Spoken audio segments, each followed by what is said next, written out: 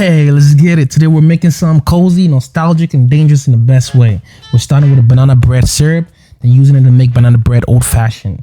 Yo, this is gonna be fire in the booth, man. I'm not even joking. For the syrup, you need ripe bananas, brown sugar, salt, maple syrup, water, cinnamon, and vanilla. There you go, you got it. That's it.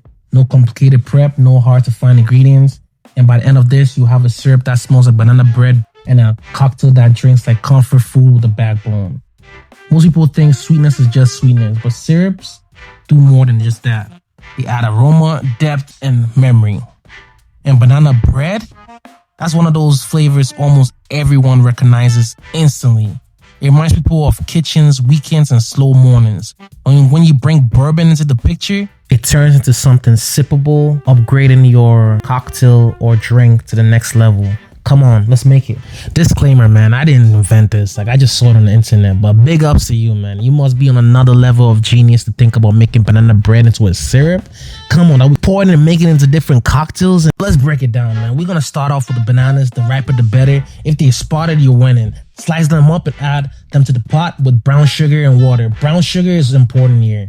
It gives us those baked caramel notes instead of plain sweetness. Drop in a cinnamon stick or whatever cinnamon powder you might have. Add a splash of vanilla, salt, and maple syrup and bring everything to a gentle simmer. Low heat, slow bubbles.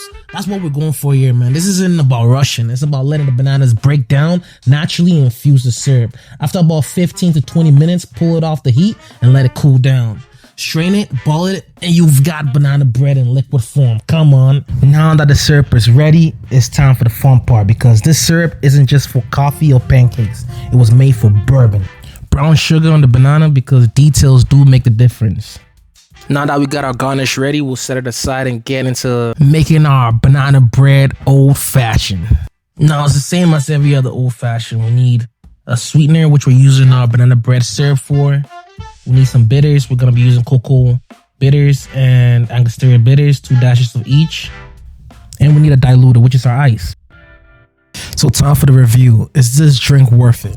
If you appreciate depth, aroma, and that slow sip experience, absolutely.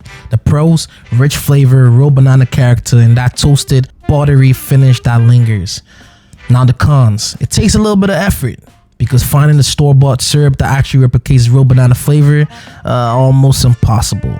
Most of them taste artificial. This one tastes intentional. So if you're looking for quick and easy, this might not be your drink. But if you're about craftsmanship and you like your old-fashioned with personality, then you get it. This one is definitely a 4.5 out of 5. So go ahead and try it and let me know, man.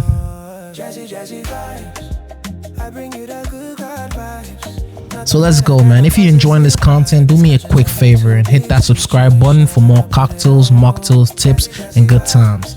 Until next time, stay safe, keep it smooth, and keep shaking. Cheers, y'all.